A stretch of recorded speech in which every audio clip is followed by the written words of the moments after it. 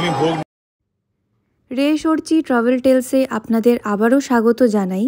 আজ আবার একটি নতুন ভিডিও নিয়ে চলে এসেছি আমরা।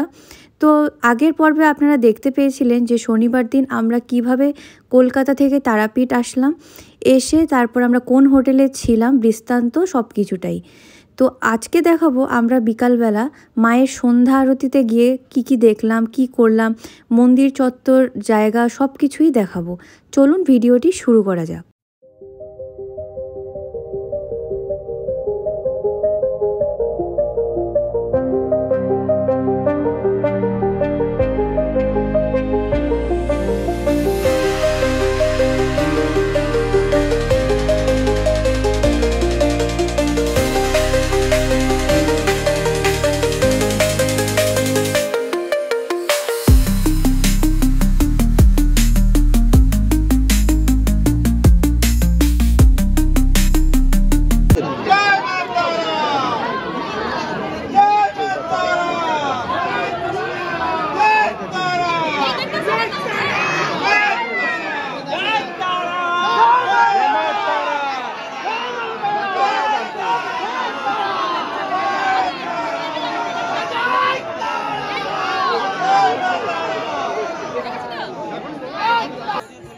তো দেখতেই পেলেন মায়ের আরতি সমাপ্ত হলো। তো বেরোনোর সময় দুজনে দেখলাম একধারে মায়ের প্রসাদ হিসাবে লুচি, তরকারি আর মিষ্টি বিতরণ করা হচ্ছিল। কোনোবার এসেই তারাপীঠে এরকম প্রসাদ পাইনি সন্ধ্যা আরতি দেখার পর। তো এটি আমাদের একটি সৌভাগ্য। তো এটি কি ছাড়া যায়? তাই আমরাও ঠিক লাইন দিয়ে চলতে লাগলাম প্রসাদ পাওয়ার উদ্দেশ্যে। এরম লুচি, তরকারি সব কিছু খেয়ে আমরা এগিয়ে পড়লাম একটু মার্কেটিংয়ের দিকে। আশেপাশে সব পুজোর যাবতীয় জিনিসপত্র পাওয়া যাচ্ছে, খেলনা, ব্যাগ, পুজোর সব সামগ্রী থেকে শুরু করে সব কিছুই দেখতে বেশ ভালোই লাগছিল। তো আমরা আস্তে আস্তে এগিয়ে পড়লাম তারই দেখতে দেখতে।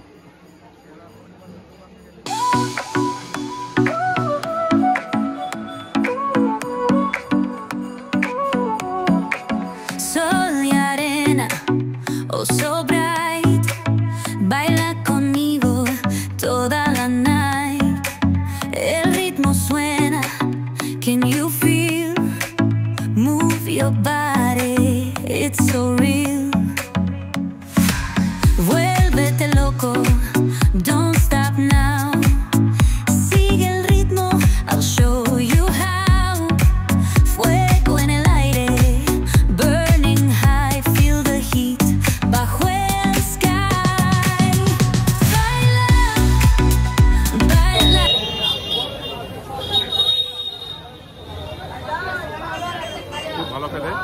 দোকানটার নাম হচ্ছে দাস সুইটস, তারাপীঠের খুব ফেমাস দোকান। এখানে গেলে আপনারা রসগোল্লা, ল্যাংচা, সরজাম, গরম সিঙ্গারা খুবই ভালো পাওয়া যায়। আপনি নিয়ে যেতে পারবেন প্যাকিং করে, বসে খাবার জায়গাও আছে। এটা খুব ফেমাস। দেখুন গরম সিঙ্গারা ভাজছে আর ল্যাংচা ফুটছে।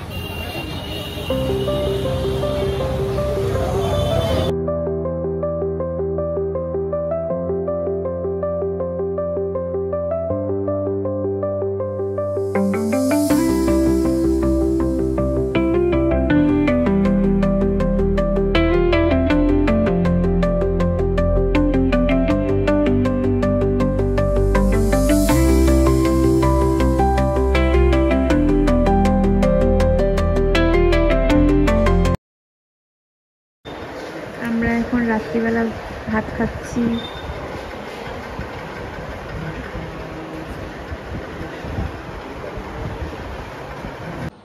গুড মর্নিং সবাইকে। আজকে তারাপীঠের সেকেন্ড দিন। এখন বাজে হচ্ছে ভোর সকাল আপনাদের 7:30 মতো। যাচ্ছি হচ্ছে তারাপীঠের মন্দিরে পুজো দিতে। তো ওয়েদার খুব সুন্দর, অতটা গরম নেই, ঠান্ডাই রয়েছে। তো যেতে যেতে কথা হবে। খুব ভিড় রয়েছে যেহেতু কালকে আমাদের ফলোয়িং অমাবস্যা। তো এই চান টান করে রেডি হয়ে আমরা যাচ্ছি এখন মন্দিরের উদ্দেশ্যে, মন্দিরে তারা মায়ের পুজোর উদ্দেশ্যে। যেতে যেতে কথা হচ্ছে।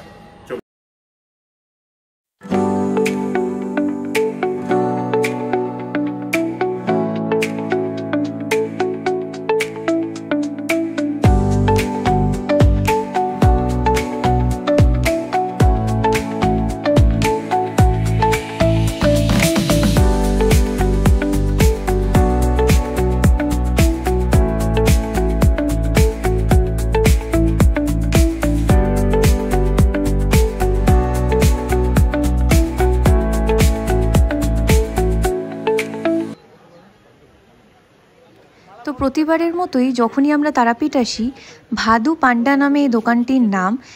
আপনাদের আমি ডেসক্রিপশন বক্সে কন্ট্যাক্ট ডিটেলস দিয়ে দেবো। এখান থেকেই আমরা সমস্ত পুজোর জিনিস কিনি, মালা থেকে শুরু করে ডালা সাজানো থেকে শুরু করে সব কিছুটাই, শুধু শাড়ি আলতা সিঁদুর সব কিছুটা আমি আমার বাড়ির এখান থেকে কিনে নিয়ে যাই।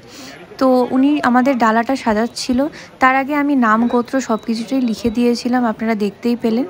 ইনি হচ্ছেন আমাদের পান্ডা, ইনি আমাদের গাইড করে নিয়ে গেছিলেন পুজো দেওয়ার জন্য। 500 টাকার টিকিট কেটেছিলাম, যেটি ভিআইপি টিকিট, আপনাদের তাড়াতাড়ি যাতে দর্শন করতে হয়।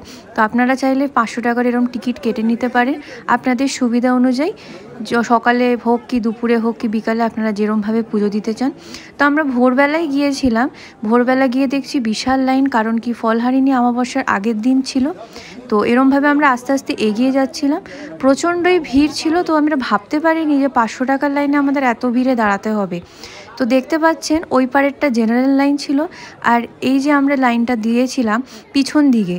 তো এরমভাবে আমরা প্রথমবার লাইন দিলাম পিছন দিকটাতে, কোনোবারই এরকম পিছন দিক থেকে আমাদের লাইন দেওয়ার ব্যবস্থা ছিল না।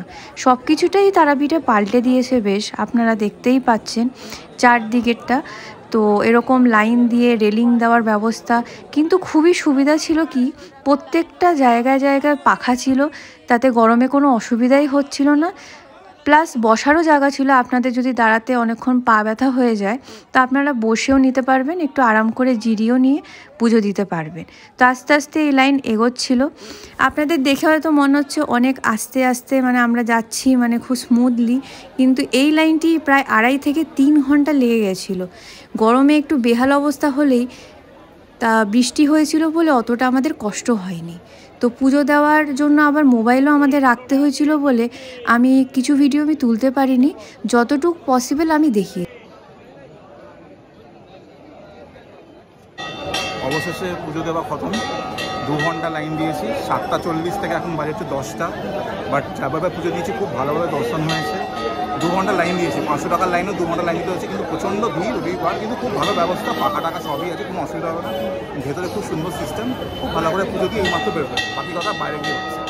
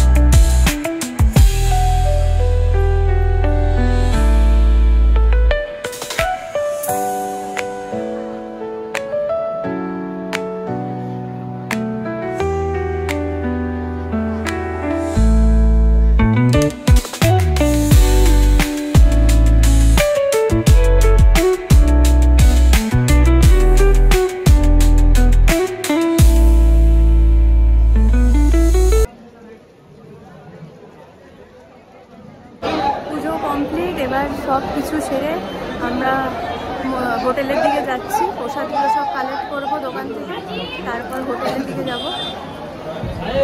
প্রচণ্ড ভিড়, পায়ের কাড়া পড়ে যাচ্ছে, গায়ের ওপর সব উঠে যাচ্ছে, চোখের অবস্থা খুব খারাপ। আপনারা যদি পুজো দিতে চান এখানে কন্ট্যাক্ট করতে পারেন। হ্যাঁ, এই হচ্ছে ফোন নাম্বার। খুব ভালো পুজো করায় এখানে, মালা সব, শাড়ি, আলতা, সিঁদুর সব পাওয়া যায়। তা আপনারা চাইলে এখানে থেকে যোগাযোগ করে পুজো দিতে পারেন। আমরা প্রতিবার এসে এখান থেকে পুজো দিই, খুব ভালো পুজো করায়। তিনি হচ্ছেন এই দোকানের মানে মেন কর্তা, তো ইনার থেকে আপনারা পুজো করাতে পারেন, খুব ভালো।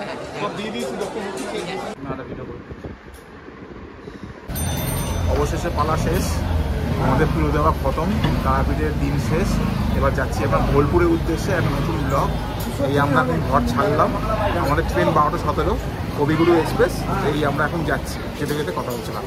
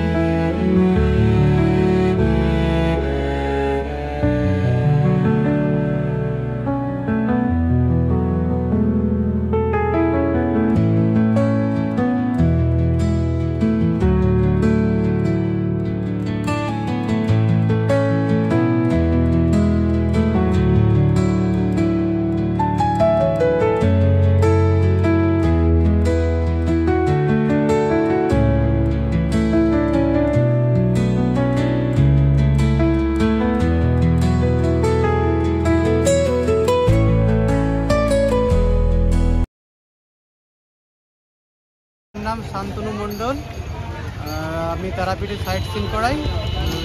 জায়গার নাম হচ্ছে বোলপুর, শান্তিনিকেতন, ঘাট, বক্রেশ্বর, মেসাঞ্জোর, বোলপুর, যেরকম আমাদের 5টা পৃথিবীর 5টাই সবগুলোই ঘুরিয়ে দিই।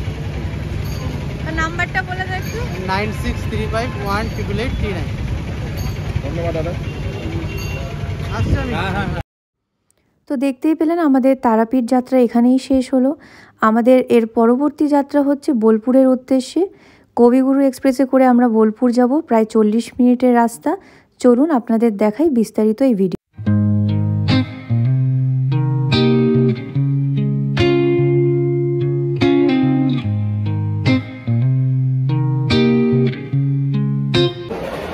অবশেষে আমরা চলে এলাম হচ্ছে রামপুরহাট স্টেশনে। তো আমাদের ট্রেন এখানে হচ্ছে 12:18 যাচ্ছি হচ্ছে বোলপুর। তো আমাদের গাড়ির নাম্বার হচ্ছে 13016 কবিগুরু এক্সপ্রেস। এটা আসছে আপনার জামালপুর থেকে। তো বোলপুরের স্টপেজ হচ্ছে আপনার আনুমানিক 1:10। তো এটা আপনার এখান থেকে 60 কিলোমিটার্স, টাইম লাগে হচ্ছে 50 মিনিটসের মতো। আমরা যাচ্ছি 2 এই ভাড়া হচ্ছে 100 টাকা। তো ট্রেন এখনও আসেনি, আমরা পৌঁছে গেছি, ট্রেন লাইন টাইমেই আছে।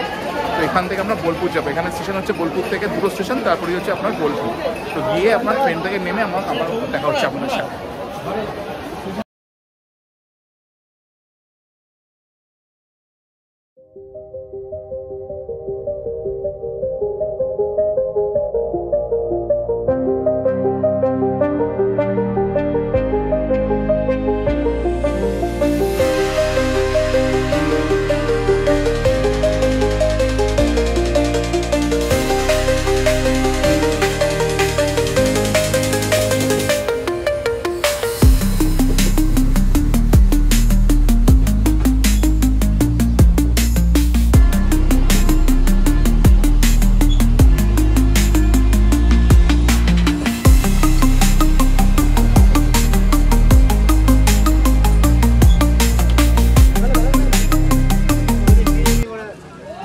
আমরা এখন বোলপুর শান্তিনিকেতনে।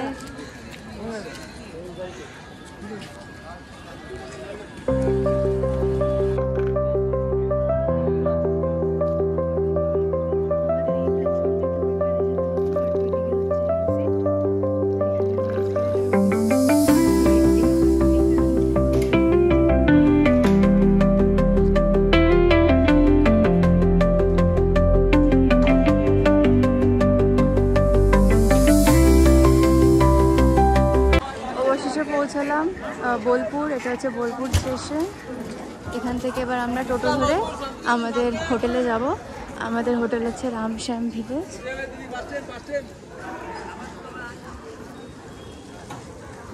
এই স্টেশন, এখান থেকে সব টোটোগুলো ছাড়ে। আপনাদের একটু দরদাম করতে হবে।